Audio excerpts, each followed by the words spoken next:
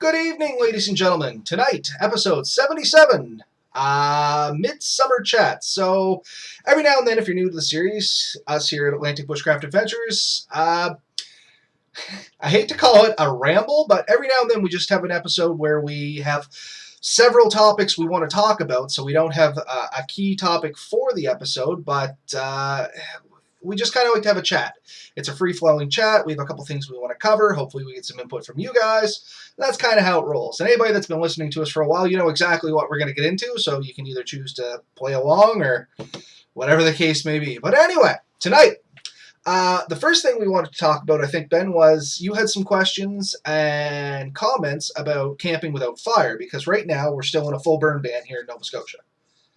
Yeah, we got a little bit of rain this week, and I mean we're spending a lot of time in our cabin lately, and it's really like we're missing our campfire for sure. But I have some trips planned in the next few weeks, and Keji, I think, has recently stated that they're banning all fires. So that got me really thinking. I mean, with the campfire bans right now, just cooking basic food and stuff. We've talked a little bit about this in the past. It means it really changes your whole trip dynamic. I mean, you can't depend on fire for heat, for cooking. We are forced to use canister stoves, alcohol stoves, sterno cans, various other, you means. And we've talked about this too, like the reburner stoves or the little Bush Buddy style Mm. twig stoves are also a very gray area whether you should be using them or not. And I think the general consensus is no. And that's Uh, kind of, yeah, we have talked about that in the past, like you said, and it all comes down to if your stove sets a fire, do you think they're going to side with yes, you're allowed to use it and you're free and clear, or it's a burn ban, you probably shouldn't have been burning than that. So you kind of got to use your judgment there.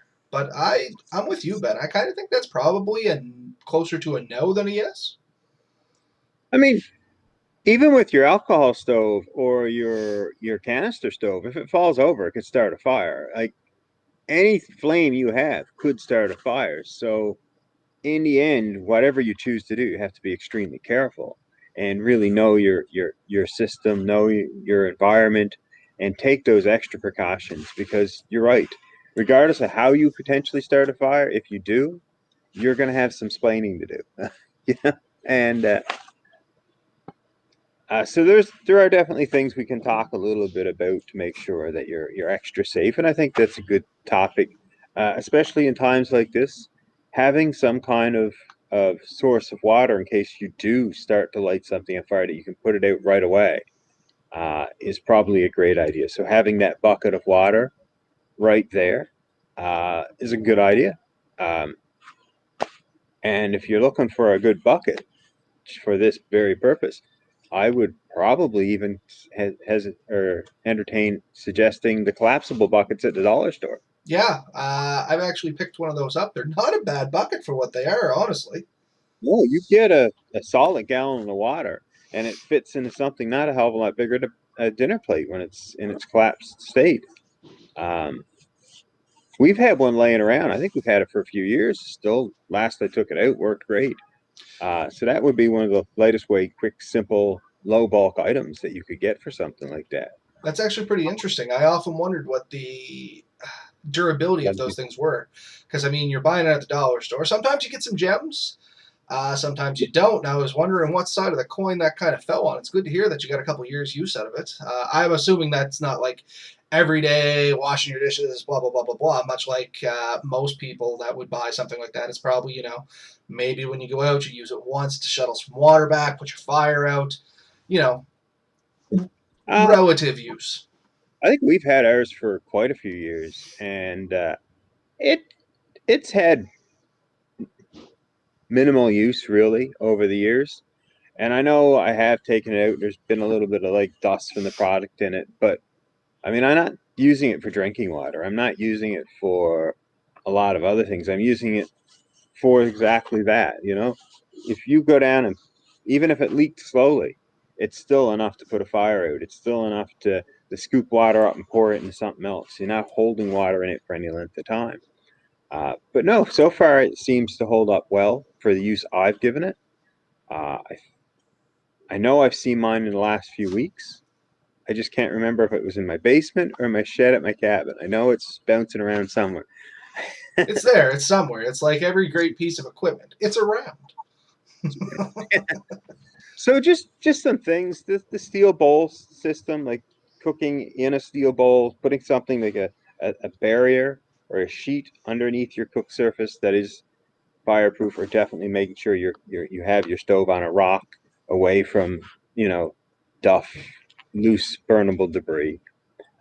Is something else. Like we've talked about the different stoves and stuff in the past. If you want to see those, I highly recommend you go back and listen to all 76 episodes. Absolutely. But No, go we ahead, even man. made an alcohol stove on the show. Yes, you demonstrated it there, and it worked amazingly. And you guys actually gave me some tips on mine out of one of the videos you guys watched. So anybody that's listening, I'm not going to get in this too much because this may be a future episode. The reason there's a burn ban on is if you look on their website, there's 3 key factors that come into that burn ban, or 3 key factors for us as bushcrafters should be interested in. There's a DMC, there is an FFMC, and then there's a DC. Those are the headings under the, novascotia.ca/burn safe. If you look down, you'll find those numbers there. And what that is the DMC is your duff moisture code, your FFMC is your fine fuel moisture code, and your DC is your drought code. So your fine fuel moisture code is like your fine fuels. Pretty much self-explanatory. It's your fine grasses, your twigs, things that are small. And that's a big one because even with the rain we had, with a good drying day, much like today, that rain's basically neglected now, or negated now. Like all those fine fuels have dried back out. They're just as flammable as they were before the rain came down. The DMC, your duff moisture code, is literally that. It's your duff layer. A little thicker down.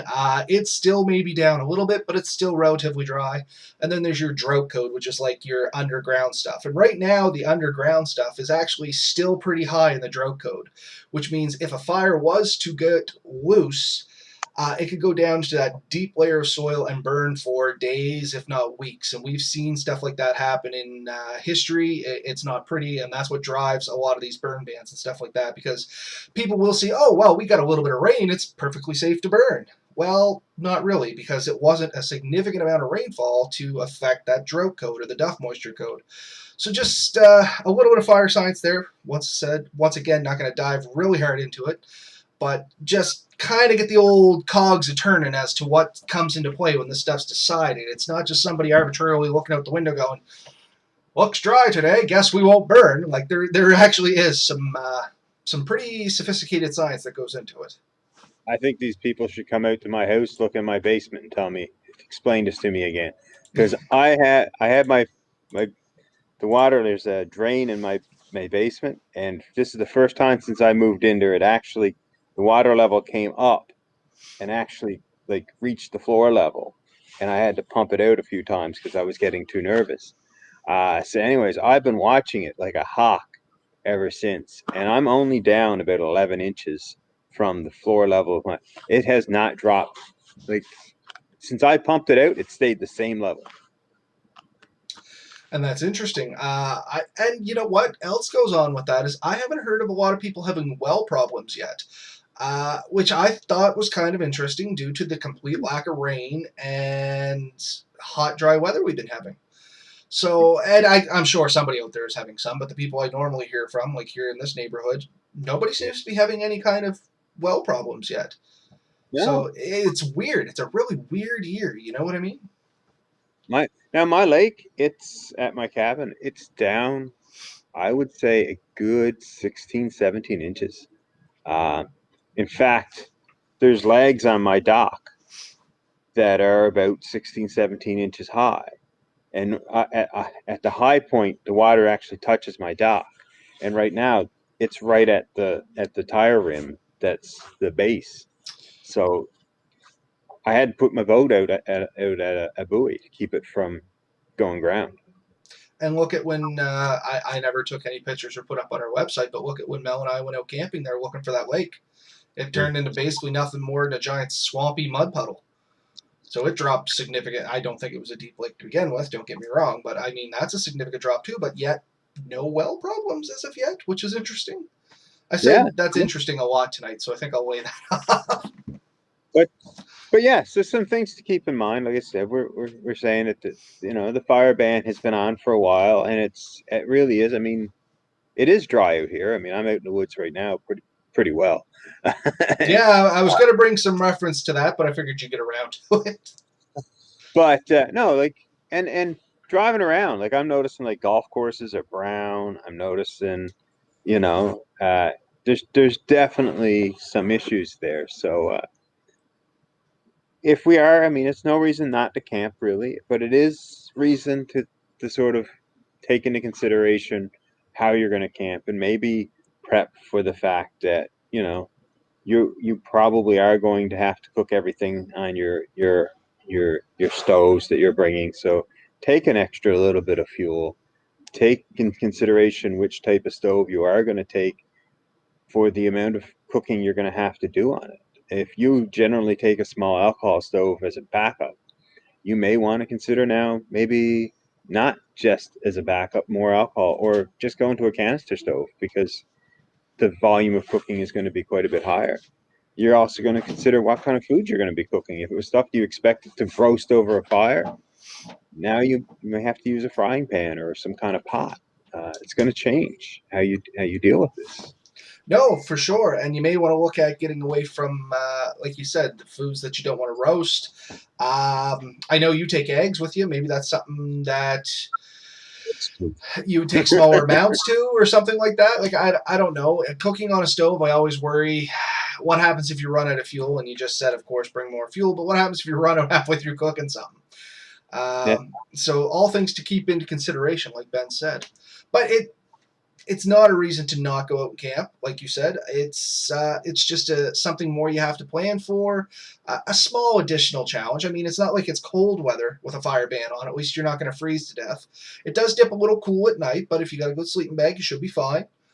Yeah. And the unfortunate part with all this heat and stuff is there's a lot of humidity as well, which kind of makes things damp at night, which the fire would be really nice to drive that dampness out, but that's something else you may have to contend with as well at night. Well, and a fire, because I mean, it's what now? It's 8:45. As you can see, it's dark now. So you're out with a few buddies camping. Without the campfire, you're three guys, four guys, two guys. I don't know what size your group is. You're sitting around staring at each other in the dark. It's not as cool as around a campfire. Not at You all. you can bring a lantern that kind of makes it a little cooler, but Makes it a little more but bearable anyway, and a little less anyway, creepy. yeah, But just sitting in the dark talking to people. That's a bit weird. it's weird, That's but that. I have done it before. Not to be in Yeah. all honesty, shortage of firewood or something like that, non cold weather. It's still doable. It's just a little bit more awkward, as you said. So something to keep in mind. It's just something yeah, we wanted to bring this up, talk about it, and we have a little bit. I mean, we don't have to beat this with a dead horse. If there's anyone with questions or suggestions, we'd love to hear them, talk about them. Hmm. But we're not going to dwell on this too long. There was a few other things that I think just talking to different people we've had brought up. A friend of mine today asked a bit about some suggestions on how to deal with bug bites and stuff. Uh, and I don't have a ton of advice. I mean, keep them clean is definitely high on my list. Uh, I've often used like aftershave or alcohol to keep them clean. It tends to knock the itch down. And other than that, I'm pretty open to almost any one of the Afterbite or different products that are out there. I don't know what the best product is, and it may not be the product that worked great for me may not be the product that works great for you. I do have to say that my daughter is very sensitive to bug bites, and we do keep a few tubes of the Afterbite, and that works well for her. Um, but For I don't. yeah, no. The only thing I was going to add on to that is funny enough, Mel and I had this conversation just maybe a few weeks ago now about the Afterbite stuff and how it's not recommended for really young kids. Lily being only 4 years old. Apparently, the thing that's going around on the online mom groups, as they're called, but just the online parenting groups where all these things get talked about, is there's a new kind of Afterbite. Oh, yeah? Not chemical, it's some sort of suction device. And of course, first thing I said, well, I'm not giving my kid all these hickeys and stuff like that all over their body because, I mean, they would leave marks with enough suction because kids have thinner skin than adults. But apparently, they don't leave any marks. There's absolutely no pain involved. It's a very light suction, and they are raving about how well these things work.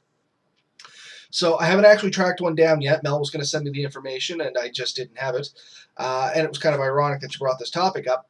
So I think I'm going to look into something like that because if it's truly chemical free and works, I'm kind of curious how it'll work not only for children but for adults too, because they're claiming it works not just for mosquito bites but also for like spider bites, stings, stuff like that. Like it's supposed to be this miracle all, I guess. I don't know, but it's something out there that apparently is getting some good reviews. It's definitely something worth looking into.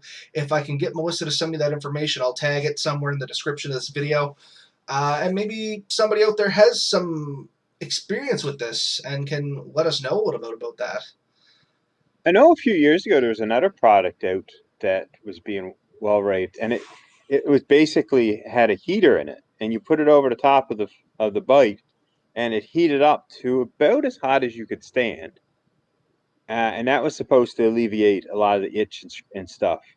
I've heard people doing something similar with a hot spoon. I was just about to say the hot spoon method for mosquito bites, I have had actually some success with.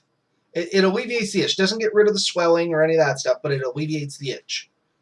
I've also you ever hear the cross method with your fingernail? Yeah, take your thumbnail and put a cross in it. I've Yeah. never had fingernails long enough to be able to attempt this.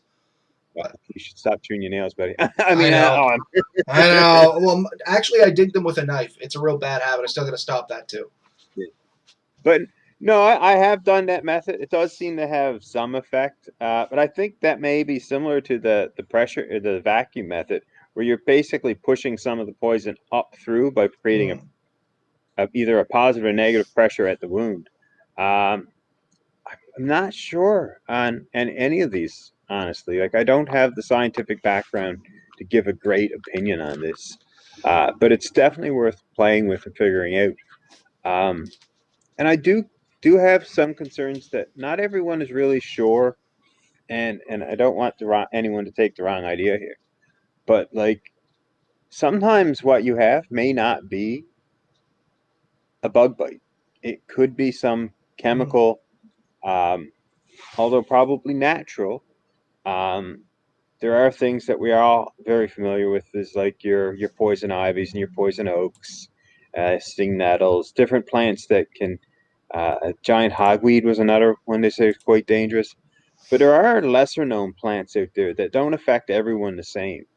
And it could be natural allergies and stuff. So if you get exposed to the the natural chemicals in certain plants, it can cause quite a rash, irritation, uh, bumps, different effects to your body. And it's really kind of important to figure out A, what caused, and B, if you do get exposed, to try and really get that stuff off through the proper means. And soap and water is generally a pretty safe bet. But I mean, if you can figure out what's causing the effect, it'd be great to talk to a doctor or a dermatologist. But if you have some idea, it'll give you an idea of what you should do. Because sometimes, depending on the effects, some products can worsen it, spread it, and there may be some kind of neutralization you should do first before you expose it to maybe waters and soaps and stuff. And a great Um, example of that's poison ivy, where it's yeah, oil based. Water doesn't necessarily help. So yeah. Um, but getting those oils off of you is fairly important. It's just how you're going to do it. I think we talked about this not too long ago. We talked two about episodes mud. ago, maybe it came up as a question. So Yeah, go back and look. yeah. So, yeah, I mean, if you can get the proper stuff, you're not always going to be exposed to it, and it's a great area of research and knowledge. Find out the plants and stuff that are in your area, what their effects are, and what potential counters there are for them. I mean, in the end, the absolute best counter for anything is to be aware of it, be able to recognize it, and avoid it. If you can avoid it, it's worth all the cure in the world. Because if you can prevent being exposed, you don't even have to worry about the cure alone. So being able to recognize, dangerous plants and areas where there's more dangerous, say, insects and stuff, and how to minimize that with the proper um, bug sprays, clothing, protective gear of various means, is worth a lot more than trying to deal with it after the fact. But if you do have to get to that fact, it really does help to know what you're dealing with, because every chemical, every bite is kind of unique, and it's hard to cover that in a single show. And we definitely are not knowledgeable enough to give you that full gambit. No, and I completely agree, Ben. Perfect way of saying it. The only thing I want to throw into that topic is once you get home, there's some methods, especially for children and stuff, that we found work a little bit. Oatmeal baths. Have you ever tried this with your own kids, Ben? No. We when Lily was a baby, and I mean that wasn't that long ago. You could get these boxes from Walmart, Sobeys, and stuff like that. It was literally like child oatmeal bath packets. What? And you literally just fill up a warm tub, you pour one in, and let them splash around. And we still buy those for Lily because, much like your own kid there, she has a little bit of sensitivity to her skin. And I think most young kids probably have sensitive skin to some degree. Maybe I'm wrong. I don't know. Just my opinion. And And the they kids tend to we're work both really talking well. about, so the kids we're both talking about are actually only a few months apart. Yeah. So we find those work really well for a plethora of things, much like if Lily's been outside running around and gotten some mosquito bites and stuff like that, and she's really digging at herself, they'll get rid of the itch. And they'll help dry the bite up a little bit. Same as if she gets a skin rash or something like that, maybe a little bit of heat rash or some sweat rash or whatever. Yeah. It really seems to work good for that as well. So that's I'm assuming it would work for an adult too. It just happens to be in the child aisle. You know what I mean? And don't get me wrong, it's got some nice scents and stuff like in it that makes it Yeah. lavender scented or whatever. But if you literally get a bag of raw oatmeal, the powder more specifically, it tends to do the same thing. That's what this thing is basically keyed towards. The child stuff probably has a few other additives in there that's going to be good for your skin, like moisturizers and stuff like that. But I mean, it's something that has been proven to actually work with a few skin irritations, and it's something to try and keep in the back of your head too, because as I said, we use it for Lily, but I mean, if I ever had like a bad run in with poison ivy, it's supposed to help a little bit, or poison oak, or poison sumac, or whatever, right? You, I say you get exposed to any of that stuff, you'll try almost anything to get rid of Yeah, it's a it. lot like getting sprayed with a skunk, except you're itchy instead of stinky. At a Yeah. certain point, you break, and you're ready to try anything. Uh, that's another good thing, that the skunk. I mean, I always tomato soup was the old one. I think 7 baths of tomato soup or something to get rid of it. Uh, But did it actually do anything, or was it just the time in between? I don't know. I don't know either. I don't know. You know what? There's In my entire life in Newfoundland, I never seen one skunk.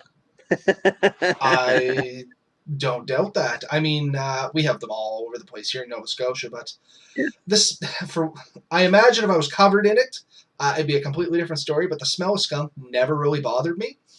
And No. freakishly enough, Melissa does not have the ability to smell skunk, which is weird. So it's never really bugged either of us, honestly. Like the smell, I acknowledge it. It just doesn't bother me. And Mel literally just can't smell it. For whatever reason, the smell receptor that's supposed to pick that up, it's just not there. You letting it go? Your secrets of your marriage, there, buddy, or what? Well, I mean, if I ever got sprayed by a skunk, I've often wanted to literally like get something that's been sprayed by a skunk and just sneak it into the house and see if she notices. You know what I mean? Like, I'm willing to test this. I believe her 100%, but there's always that little piece of me that's like, So you're driving down the road, you see a dead skunk. You've actually had the concept. Maybe I could stop and pick that up. Well, I don't know if I would go that far, but when I worked at DNR, every now and then we'd have to relocate a skunk, and we Yeah. always threw this blanket over the trap, and every now and then it would get sprayed, and I thought, maybe I'll take that home in a bag and just leave it in the wife's trunk. Like, crazy thoughts like that. Of course, I thought better about it because I'm not a psychopath, but I had these fleeting thoughts of evilness, if you will. I just picture you ending up dead and wrapped in that blanket. Yeah, most likely. That's generally what talked myself out of it with is if this goes wrong, I will probably be buried in this garment, if you will. So, but I anyway, we digress a little bit. But yeah, bug bites. That's a good. The oatmeal's a good one for home. The other one is what's the pink stuff? Calamine lotion. Once Come again, on. it's another good one for a lot of other skin irritations, and it includes bug bites. A little dab of that will help soothe the itch and draw out some of the stuff that's in the bite and dry it up a little bit for you. So that's something else you can do at home. When we go into the woods, especially with Lily, we end up taking a little bit of calamine lotion. I mean, it's dirt cheap. You can get it from the dollar store, I think. $3 gets you a little bottle, and yeah, it's just worth having in there. You'd be surprised where that comes in. Once again, even for an adult, if you get like a rash or something like that. Okay, well, my dad just chimed in, and here's somebody with experience. Completely covered by skunk spray, tomato juice does not work, but 14 baths and a river seem to get rid of it enough that they allow me back in the house. So there you go. That's my old man. That's if you look in the chat there for anybody that's watching live, that's my father, and I don't doubt that in the slightest. Honestly, grew up in Barney's River.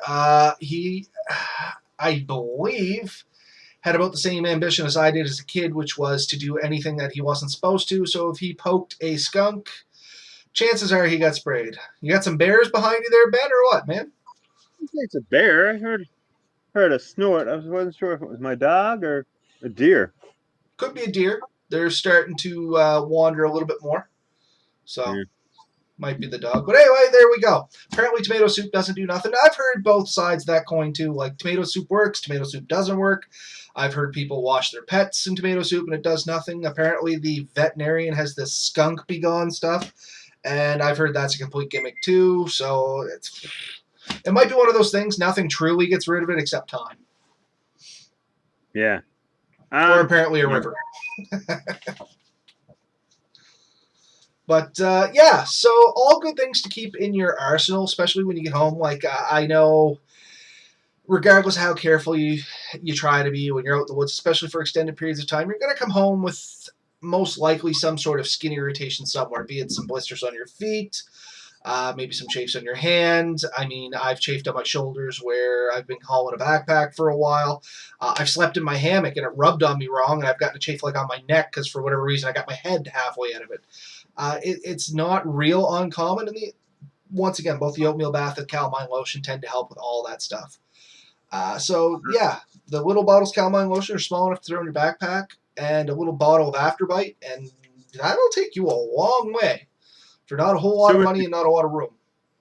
So with the chafing, I'd like to just throw a couple things in here. Cornstarch and Second Skin are two great products to keep on you. And since we're talking about products to keep on you, this is one I've been looking for. And if anyone knows a great source for this, I've been looking for the little packets of Afterburn, or the products for when you burned yourself. They used to sell little like foil packets similar to, I want to say, like ketchup. We'll chat. I just had to buy a whole bunch from work, so I have tons of hookups now. I've asked 4 or 5 pharmacies, and they have like big bottles of stuff. Yeah, no, it's not what I'm looking for. I want something that I can throw a couple in my pack. So the first one that comes to mind for anybody that's looking for it out there as well is Staples Advantage, which is a subsidiary of actual Staples. But they sell more than just office supplies. They sell, They sell more than like the stationary officey stuff that you will go into their store and find. They Yeah. sell bigger things like a lot of industrial cleaning equipment and first aid supplies, and they'll sell a box off those whistle burn gel packets that you're talking about, and I think it's called Water Jet burn gel. Oh, yeah. And just type that into their site. It comes up. I think it's either 12 or 24 packets. Comes in a little box of those little cellophane packages kind of dealios. I think it's a little pricey, but I think all that afterburn stuff's kind of a little pricey, honestly.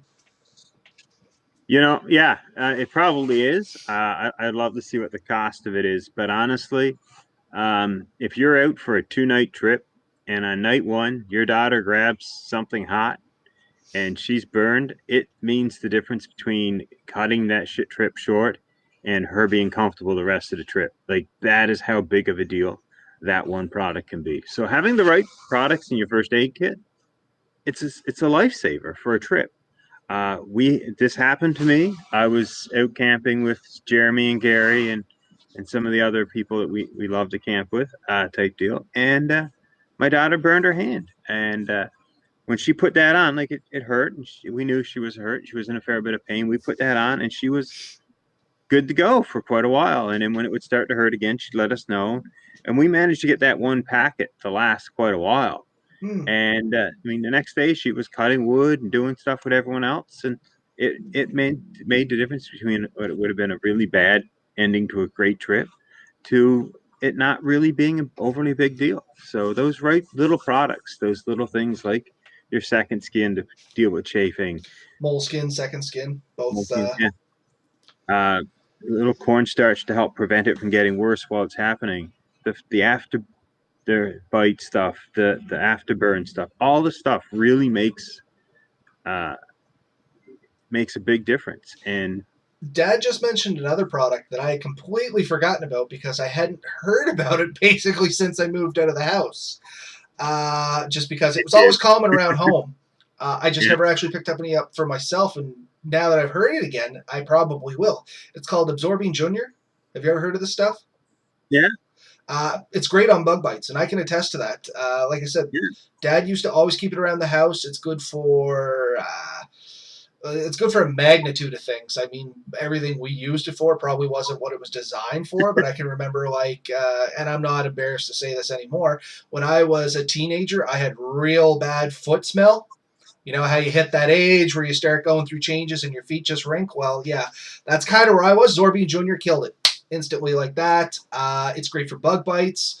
Once again, minor rashes, but it does sting a little bit because there is something in there. But if you can combat that, it's almost like if you can put up with 5-10 seconds of stinging on some chafing, this gets rid of it almost instantaneously after that. It's great stuff.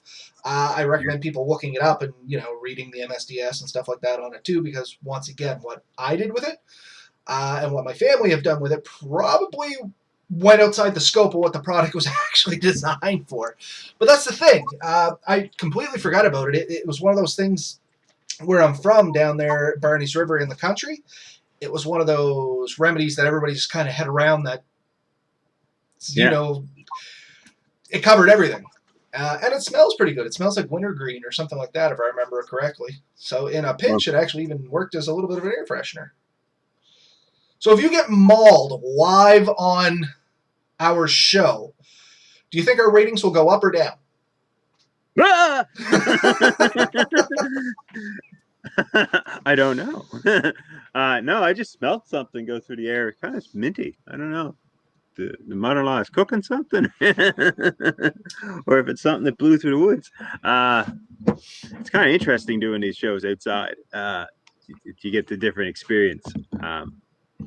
No, I don't expect I'll get mauled. I may get to see an animal I don't get to see very often. That might be interesting. I don't know. There's not too much that really worries me out here. No, I jest, of course. I'm Yeah. not wishing or expecting anything, but I'm still kind of curious if our ratings will go up or down. Will we become viral? I mean, We'd these are probably all go things viral. we need to think about. Our ratings would go up after we come viral, and then we'd be a joke of the internet of the bushcrafter who's sitting literally, half a kilometer outside of a community and got mauled by a semi-wild I animal. would definitely send flowers and a card, and I would contain my laughter until after the camera shut off. Let's go with that. As long as you were all right, relatively speaking. That's very sweet of you, buddy. So Red Bear Tactical, wife has an aloe plant on the windowsill that we use in the kids for skin irritation. And yeah, we've talked about this in that other episode that we were talking about, which was like, what, 2-3 episodes ago? We were talking about like skin rashes, irritations, and stuff. And aloe vera, of course, is a very well-known moisturizer, works for burns, works for skin irritations. It's another one of those things that you can look it up. Like it has a lot of beneficial effects, and you can actually package some of it up and take with you for, it won't last forever, but you can like pull one of the aloe vera leaves off or cut it more specifically so you don't kill the plant, and scrape that jelly stuff into a container and take that with you, and it does last for a few days or something like that, if I'm not mistaken. You can buy it pre-packaged. You can even buy aloe vera water now. Literally a bottle of water. Wondered what that tastes like, because I don't know if anybody's actually stuck a real aloe vera plant in their mouth. It is not tasty. The aloe vera drink is not actually that bad. We bought it one time. I can't remember why, and I tried it. I mean, it's got like little jelly spots into it, so it's got a texture, but the taste wasn't bad. It really wasn't. First time I seen it, a coworker had it, and he was drinking it. And I thought it was a bit funny, and then we seen it. And I think we bought it. I wouldn't make a habit of buying it. It wasn't worth the extra money, but come thinking, I think it was in dollar store when I bought it. But yeah, you can buy packets of aloe vera, pre-packaged too, but it's very easy to grow a plant. But it's nice to have pre-packaged things. You don't have to worry about them kind of expiring or not being properly packaged when you're traveling for trips. But definitely when you get home, we have one growing in our bathroom. I had one until I killed it. We've talked about this in previous episodes too. I kill basically any kind of plant within days of it coming into contact with me. So a couple comments that came up at the side there. So Dad was late joining. He's wondering where you're at. Red Bear Tactical said, "Don't laugh. There's a mom and 2 cubs in town the last few days where he's at." And it was a brown bear, he thought. And the other comment that Dad said was, the aloe vera plant, apparently my mother used it on me a lot when I got burnt. And I do remember getting burnt a lot as a kid because I could not sit still. I was always into something I shouldn't have been. I can remember getting burnt pretty bad on the motorcycle a few times and sticking my hands in fires. We always had wood growing up, so I've been burnt on the wood stove half a dozen times. And it wouldn't surprise me that I am part aloe vera plant at this point because, I always remember Mom actually having one. She probably still has like 3 of them. I would actually you couldn't kill them in her possession. It's just around you. Yeah, no. As soon as they come into my possession, they're dead. Don't bother. If you want to kill a plant, send it to me. Like it's not a green thumb. No, not at all. But yeah, as a kid, I was very into everything. I was hurt a lot as a kid. I think every summer I landed in the hospital for something to the point where they probably knew me on a first name basis. And it's actually where a lot of my interest came from for my medical training and stuff like that from the fire department, because I did hurt myself a lot of times. I was kind of interested if this was going to progress into my adulthood, if how I could try and keep myself patched together. Wow. But yeah, so good things to keep aloe with vera, you. Wonderful stuff. It works on sunburns too. Actually, you could the aloe vera gel that Ben was talking about. They sell that in bulk in most stores for sunburn relief.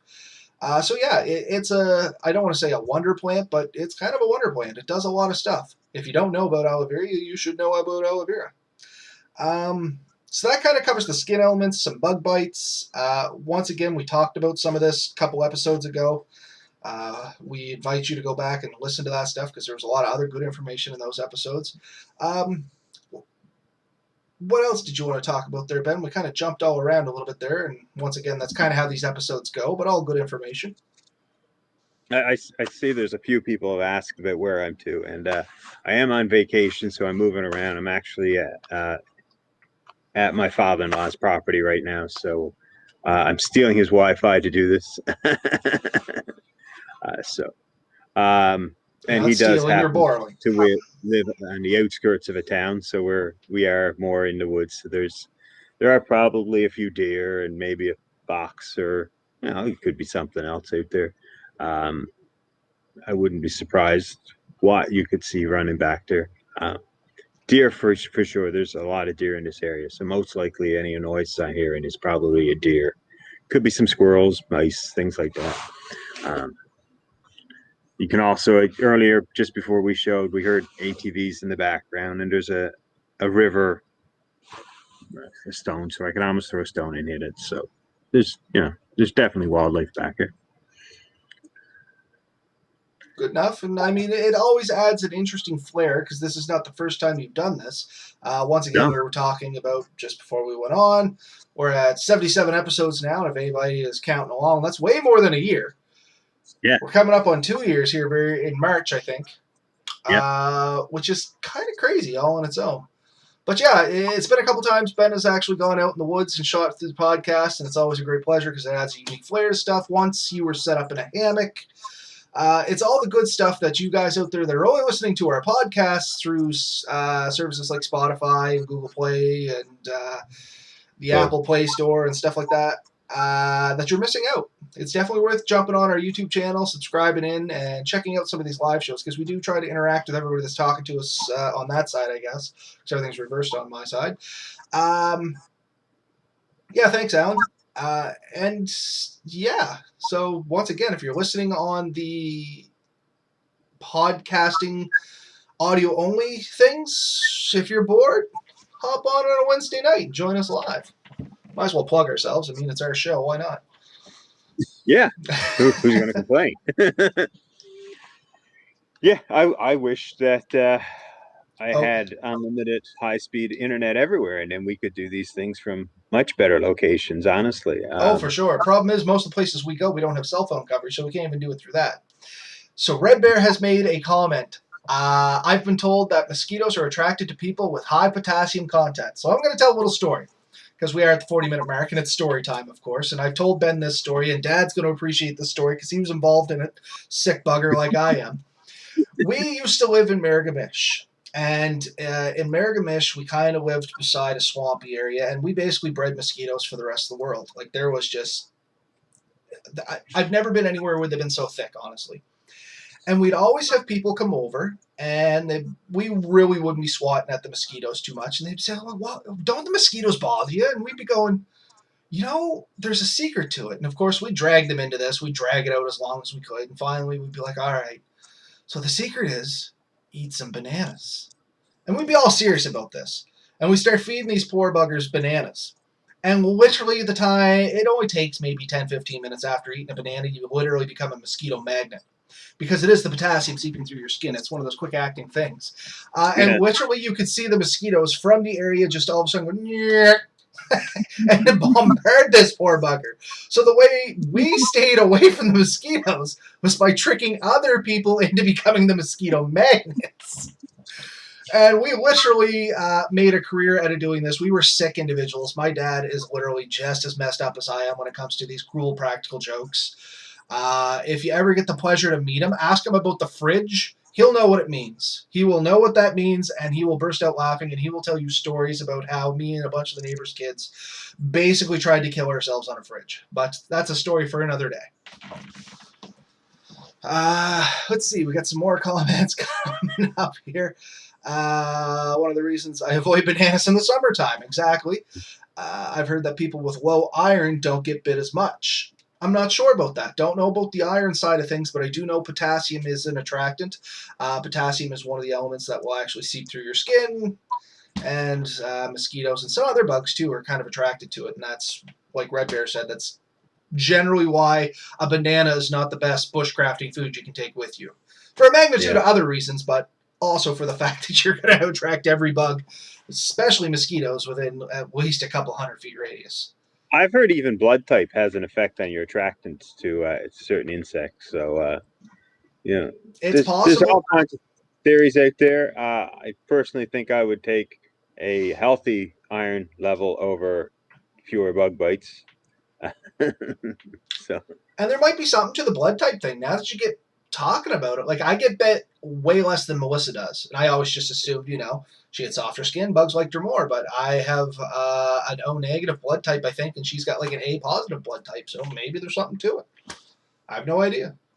I'd be interested to hear what your guys' opinions are on this. What kind of, I don't want to say superstitious, but what kind of things have you heard that could potentially affect the attractiveness or lack thereof of bugs when you're out in the woods or just out and around in general? I guess it is Nova Scotia. There's no place safe from bugs.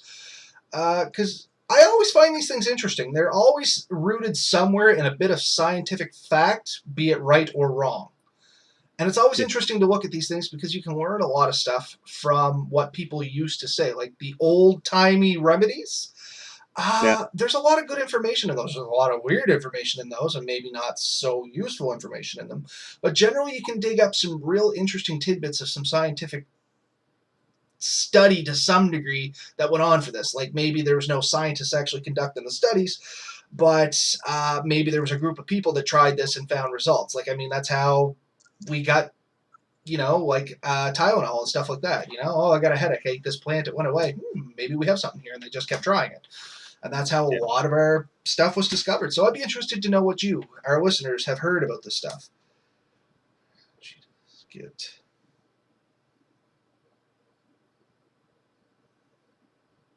So Dad says Angela, which would be his significant other, his wife, blood has a low blood, has a really low blood iron, and so does She-Ra-Ra.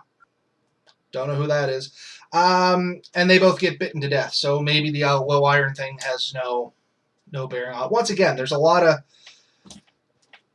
information out there.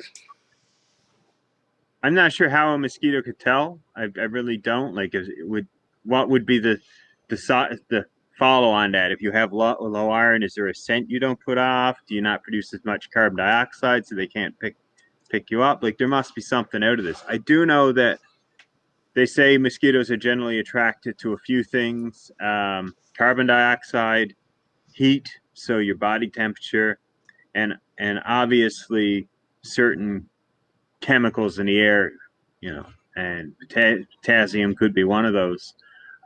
So it's not an exact science, or maybe it is, and we just don't fully understand it, especially me and you. I know I have seen videos on YouTube where they try to test gimmicky things. Like there was an app you could download for your cell phone that was supposed to emit a pitch that was high enough to make mosquitoes go away. And they have tested these things, and there's a lot that don't work. So keep that in mind with all this stuff. We are just relaying information as it was told to us. I do know the potassium thing must have something going with it, because we used to have way too much fun with that for it not to have something going with it. Yeah. No, so we covered a couple of topics here. We are approaching we're past our 45-minute mark. So I guess we should probably look at wrapping things up soon. As always, it is great to get out and chat. But, I do have places to be, things to do. Exactly. I'm still carrying forward with some review videos that I got coming up. Oh, also, I want to mention they have these back at the dollar store. These are those little soap flakes. If I can get those over there. These are not the Coleman type. This is just some sort. It's Voyager, I guess. But paper soap. They have them back at the dollar store for $3, and they work fine. So melting some of those up. And they're just in the like the soap and detergent aisles. Camping aisles where those came from. Okay. So they were there. If you can find them at your store for $3, it's worth picking up a couple packs. I've said this in past videos. Those little soap flakes, man, they are great to have. They're the perfect amount to put on a face cloth and get yourself a good wash at night. They work rather well for washing out your dishes as long as you rinse them well. Like, I mean, they're just pretty good. Yes, you can make your own with a vegetable peeler and a bar of soap. These are already made. I've been sizing up the vegetable peeler in my Irish Spring. It works. Sure. It works really well. I've done it in the past. This just happens to come in a prepackaged medium that's just, it's ready to go for $3. You know what I mean? So, and you don't run the risk of slipping with the vegetable peeler and taking a fingertip off. And the other thing I was going to say, and we talked about in the last show, is Ben and I are working on possibly a storefront for some swag. So if any of you folks out there that are listening to us have some ideas, and we've asked this in the past, if anybody would be interested in it, now we are asking you at what type of things you would like to potentially see on this storefront. We have ideas for hats and t-shirts and the common things like that, but what about things like maybe some lanyards or some bandanas, or what would you guys like? We know patches. We have had lots of response on patches, and we're going to look into that as well. But is there anything else you guys might be interested in? Most of the stuff is going to be small batch and made to order. Just put that out there. So if you want a t-shirt, chances are if you click, yeah, I want this t-shirt, there is going to be a little turnaround time because one of us is going to have to go out and get that t-shirt. We're going to have to send it off to Missy G Makes. She's going to have to get the t-shirt done, and then we'll end up shipping it off to you. So just keep that in mind with all this moving forward. And yeah, let us know what you guys want, and maybe we can make it happen. If it's reasonable and we have a front for it, we're trying to get away from, at this point, mass marketing stuff and keep it to stuff that we would be happy sporting ourselves, like our t-shirts or anything like that. We don't want to give you guys stuff that's just going to fall apart. So we may be able to provide iron-ons. Cool. So that is something we could produce. We could make the decals, and you can iron them on any single product you want. That may be something we can do. And we may also be able to make vinyl decals if you wanted to add to like your car or something. These are options that we could potentially produce. And if there's enough interest out there, we could make those. Just a couple of things that came to me is just as you were talking there. So if there's something you want to, because me and Robert, we're not planning on getting rich off any of this. Don't think we're out to make a huge profit on this stuff. If we can keep our costs down so that we're better than breaking even, we would be ecstatic, really. Because at the end of the day, it's advertising for us, and we're just stoked that some of you guys have actually reached out that want to support us. I mean, that's when we started this. We said the very first episode, we're not looking to get quick, and we're not looking to fall into the norms of what everybody else does. We're kind of doing our own thing. We're not exploding over YouTube or at the podcasting or any of that. We do fit into this tiny little niche, but it's still super awesome that there's a handful of you guys out there that want to support us doing this. And we're more than happy to listen to what you guys want in return for that. So if you want something specific, if we can make it happen, we'll try and do it. Yeah. I do like the decal idea. I may be interested in that for the truck. New truck needs a sticker. It does. Yeah, I think I may have had one for the van, or we were looking at it anyway. No, it's just a concept. I mean, the fact is we could have tents with our logo on it. It's just, is it worth having 150 tents made that we may never sell more than 2 or 3? And most likely they would be to me and you. I was going to say, I'll buy one. We have 2 buyers. Can you make it 3? At least 2. But that's the thing is, we don't want to end up with a basically, for lack of a better word, a warehouse full of stuff that we can't get rid of. But if we know we can sell it, if we know that people are truly interested in it, we will figure out a fair and equitable way to get it out to everyone. And I think that's our promise to you guys. Like I said, we aren't in this to make money. We wouldn't turn it away if it happened, but we're not. That isn't our end goal. No, never was. Like I said, if we can make a few bucks, enough to cover the cost of running everything, we'd be more than happy anyway. And that's basically what most of our stuff coming out to you is going to be. As long as we can cover the cost of doing it, and it's reasonable to you guys, and you like it, no problem. Yeah. All right. So anyway, I guess basically stay tuned in the future. Maybe I'll put a post up on the Facebook page. You guys give us your thoughts and comments. And we'll keep you updated as the storefront develops. Right now, it's basically a functioning site. We just need ideas of what to put in there for interest. You know what I mean? Because some of the things we had made in the past, we don't have access to anymore. So we're going to try and start new-ish. And anything that seems to be catching on a little bit, we'll try and find a little better supply than just the random stuff that we had before. Yeah. So, and we do have some ideas for potentially some bushcrafting tools that we may brand and etch and throw up there as well. That'll be in very limited quantities because we'll be making them ourselves. So there's something to look forward to as well. But anyway, I think that's it for me. What about yourself, Ben? Yeah, no, I'm good. Thanks for everyone for listening. Great talking to you again, Robert. As always, we'd love to see you guys get out there, enjoy the outdoors, have good experiences, come back, tell us all about them. I look forward to getting out there. I've spent the last 4 or 5 days fishing, playing in the woods and stuff, and really enjoying myself. I plan on spending a few more days. And I got some good trips planned in the next coming months. I'm looking forward to those. I hope you guys have similar opportunities. And anyone who's just living vicariously through us, you know, uh, welcome. We'll do our best to try and give you as much as we can.